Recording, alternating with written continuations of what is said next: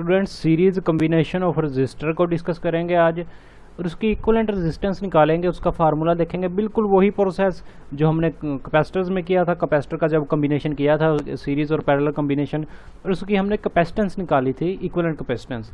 तो इसमें हम series combination of equivalent capacitance निकालेंगे।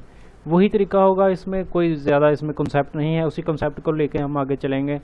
सबसे पहले देखें जी सीरीज़ कम्बिनेशन क्या होता है, जिसमें रजिस्टर्स को इस तरह जोड़ा जाता है। सीरीज़ में एक सीरीज़ बन जाती है, यानी कि पहले एक रजिस्टर, फिर सेकंड रजिस्टर और फिर थर्ड रजिस्टर। इसी तरह हम जितने भी रजिस्टर जोड़ना चाहें इसी तरह आगे की तरफ हम चलते जाते हैं और रजिस्टर्स को हम जोड़ते जाते हैं। और इसे हम बैटरी के साथ कनेक्ट कर देते हैं। फर्स्ट रजिस्टर का जो लेफ्ट पे हम बैटरी के साथ कनेक्ट कर देते हैं और जो लास्ट रजिस्टर है उसके राइट पे हम बैटरी को कनेक्ट कर देते हैं। तो इस कम्बिनेशन को हम सीरीज कम्बिनेशन ऑफ रेजिस्टर्स कहते हैं। अब इसमें हम इक्विवेलेंट रेजिस्टेंस देखेंगे, उसका फार्मूला ड्राइव करेंगे। हम देखेंगे एक दो चीज़ें जो समझने वाली यहाँ पे हैं कि हमने पढ़ा था जब हम कैपेसिटर्स को सीरीज़ में जोड़ते हैं तो उनमें चार्ज जो है वो सेम होता है। वहाँ पे हमने डीपली डिस्कस किया था कि वो किस तरह चार्ज सेम होता है। पहले वो वीडियो देखें फिर इस वीडियो पे आएँ, आपको बहुत अच्छी समझ आएगी। चार्ज उसमें सेम होता है जब उसे हम सीरीज में जोड़ते हैं। वही बात यहाँ पे भी चार्ज सेम है। चार्ज मीन करंट सेम है। चार्ज और करंट हमने पढ़ा था कि जो करंट होता है वो बेसिकली फ्लो ऑफ चार्जेस होता है, उसे हम आई से डिनोट करते हैं, और चार्ज को हम क्यू से डिनोट करते हैं। आप चार्ज कह लें या करंट कह लें, दोनों एक ही बात है, इसमें कोई डिफरेंस इतना नहीं है। तो यहाँ पे करंट सेम होता है या चार्ज सेम होता है, तीनों रजिस्टर्स में चार्ज सेम होगा। लेकिन हमने पढ़ा था कि जब हम सीरीज कम्बिनेशन की बात करते हैं तो वहाँ पे वोल्टेज डिफरेंट होता है। फॉर एग्जांपल V वोल्टेज है इस बैटरी का, ये बैटरी है, इसका वोल्टेज V है, यानी जैसा कि यहाँ पे डिनोट किया हुआ है हमने VS, यानी कि वोल्टेज ऑफ सोर्स का वोल्टेज, यानी कि बैटरी का वोल्टेज V है। और ये वोल्टेज जब यहाँ से मूव करता हुआ बैटरी की तरफ, इस रजिस्टर्स की तरफ जाएगा तो क्या बनेगा, ये वोल्टेज यहाँ से मूव किया, पोटेंशियल डिफरेंस यहाँ से मूव करता इस तरफ गया और इस रजिस्टर में आया, यहाँ पे पोटेंशियल डिफरेंस V1 हो गया। इसी तरह सेकेंड रजिस्टर में गया V2 हो गया, थर्ड रजिस्टर में गया तो V3 हो गया। लेकिन जब हम करंट की बात करते हैं तो करंट तमाम में सेम रहेगा। यहाँ पे करंट भी आई है, यहाँ पे करंट भी आई रहेगा और थर्ड में करंट भी आई रहेगा, यानी कि करंट तमाम रजिस्टर्स में सेम रहेगा।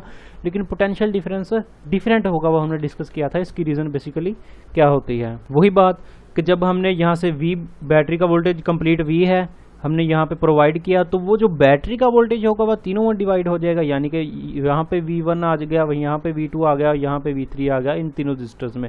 अब सोचने की बात है, थोड़ा कॉमन सेंस है, अगर बैटरी का वोल्टेज कंप्लीट V है और ये तीनों में डिवाइड हो जाता है, और अगर हम इन तीनों के वोल्टेज को प्लस कर दें, इन्हें ऐड कर दें, तो वो बैटरी के वोल्टेज के इक्वल नहीं आ जाएगा। आपके पास जी 30 रुपीज़ हैं, यानी कि आपके पास 30 रुपये हैं, 30 रुपीज़ हैं आपके पास, और 30 रुपये जो हैं आप डिवाइड कर देते हैं 3 आदमियों में। आपने ये 30 रुपये 3 आदमियों को दे दिए। हर आदमी के पास कितने पैसे आ गए, 10 रुपये।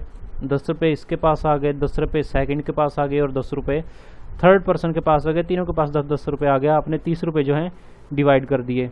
अब 30 रुपये जब आप इनसे वापस लेंगे, इन सब से आपने कहा कि मेरे पैसे वापस करें, आप इनसे पैसे अब वापस लेंगे। जब आप इन सब से वापस लेंगे होगा क्या, तो आपको जो पैसे जो आपके पास जमा हो जाएंगे वो 30 रुपीज़ हैं। सेम कॉन्सेप्ट उसी तरह रजिस्टर्स में है, थोड़ा सा फिर समझें इसे। आपके पास 30 रुपये थे, आपने वो 30 रुपये 3 आदियों में तकसीम कर दिए, यानी कि तीनों को आपने 10-10 रुपये दे दिए। अब आप तीनों से वापस ले लेंगे, जब वापस लेंगे तो फिर आपके पास 30 रुपये हो जाएंगे। सेम कॉन्सेप्ट इसी पे आ जाएं। इस बैटरी का वोल्टेज V है, ये बैटरी का वोल्टेज आपने तीनों में डिवाइड कर दिया, R1 में, R2 में और R3 में। जब इन सब से इकट्ठा होकर इस पॉइंट पे आएगा वोल्टेज, जब आप वापस लेंगे इससे तो फिर भी हो जाएगा बैटरी के वोल्टेज के इक्वल। यानी कि अगर आप इन तीनों को प्लस कर दें, एक आदमी को 10 रुपये दिए, प्लस सेकंड वाले के 10 रुपये और प्लस थर्ड के, इन तीनों को प्लस कर दें तो फिर आपके पास 30 रुपीज़ बनते हैं।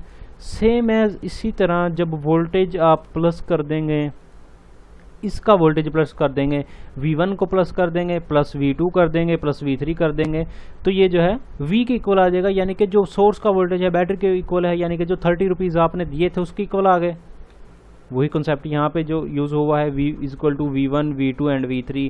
V जो है वो वोल्टेज बैटरी का है, V1 जो है सब फर्स्ट जो है रजिस्टर उसका वोल्टेज है, और V2 जो है सेकेंड रजिस्टर का वोल्टेज है, और V3 जो है थर्ड रजिस्टर का वोल्टेज है। तीनों को जब आपने प्लस किया तो ये V के इक्वल आ गया, सोर्स के वोल्टेज के इक्वल आ गया। अब हमने एक फार्मूला पढ़ा था ओम्स लॉ में, जो हमने डिस्कस किया था, वो भी नहीं आपने वीडियो देखी पहले वो जाके देखें। ओम्स लॉ में जो हमने फार्मूला डिस्कस किया था वो फार्मूला क्या था जी, वो फार्मूला कुछ इस तरह था कि जो वोल्टेज होता है या पोटेंशियल डिफरेंस होता है वो प्रोडक्ट के इक्वल होता है करंट और रेजिस्टेंस के। यानी कि जितना पोटेंशियल जो पोटेंशियल डिफरेंस होगा क्रॉस ऑफ, फॉर एग्जांपल ये वायर है आपके पास, इस वायर के क्रॉस पोटेंशियल डिफरेंस जो होगा, पोटेंशियल डिफरेंस हम चेंज कहते हैं बेसिकली, ये वन एंड है इसका और ये सेकंड एंड है, इस एंड्स के क्रॉस जितना पोटेंशियल डिफरेंस होगा वो होगा इसमें बहने वाला करंट, जितना इसमें करंट फ्लो करेगा और जितनी इसकी रेजिस्टेंस होगी इस मटेरियल की, उन दोनों का प्रोडक्ट लेंगे तो वो पोटेंशियल डिफरेंस की इक्वल आ जाएगा। ये ओम्स लॉ में हमने डिस्कस किया था कंप्लीट प्रोसेस जो है। उसी तरह यहाँ पे V1 है तो हम इसे रिप्लेस कर देंगे IR1, क्योंकि V जो इक्वल है वो IR के इक्वल है, हमने डिस्कस किया है। R1 यहाँ पे हमने क्यों किया, क्योंकि रजिस्टर 1 का जो वोल्टेज है वो रजिस्टर R1 है, तो इसलिए हम R की जगह R1 यूज़ कर रहे हैं। इस तरह रजिस्टर R2 है तो वहाँ पे भी R की जगह R2 यूज़ करेंगे, इसी तरह R3 यूज़ करेंगे, क्योंकि तीनों रजिस्टर जो हैं वो डिफरेंट नेचर के हैं, तीनों रजिस्टर जो हैं वो डिफरेंट हैं, इसलिए R1 R2 R3 हमने यूज़ किया।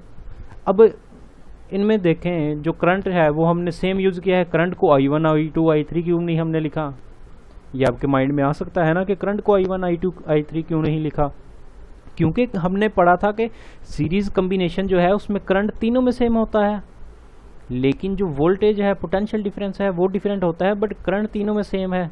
करंट बेसिकली तीनों में सेम है तो हम तीनों का करंट एक जैसा है तो एक जैसा ही लिखेंगे। अब इसमें एक्सप्रेशन में देखें जो I है वो कॉमन आउट हम इसे कर लेंगे, I को हमने कॉमन लिया, R1 plus R2 plus R3 into में आ गया।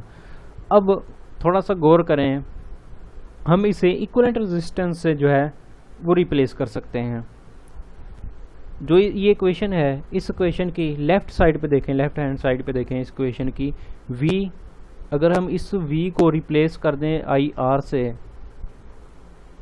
क्योंकि ओम्स लॉ में हमने पढ़ा था कि V is equal to IR, इस तरह आप समझना चाहें तो इस तरह समझ लें, इससे रिप्लेस कर दें RE यहाँ पे हम यूज़ करेंगे, क्योंकि इक्वलेंट E का मतलब इक्वलेंट, क्योंकि इक्वलेंट रेजिस्टेंस है, ये R1 है R2 है R3 है, इन तीनों को जमा करेंगे तो इन तीनों की इक्वलेंट जो एक रेजिस्टेंस आ जाएगी उसे RE हम कहेंगे, इसलिए हम RE यहाँ पर लिख रहे हैं, तो हमने V को RE लिख दिया इस एक्सप्रेशन में।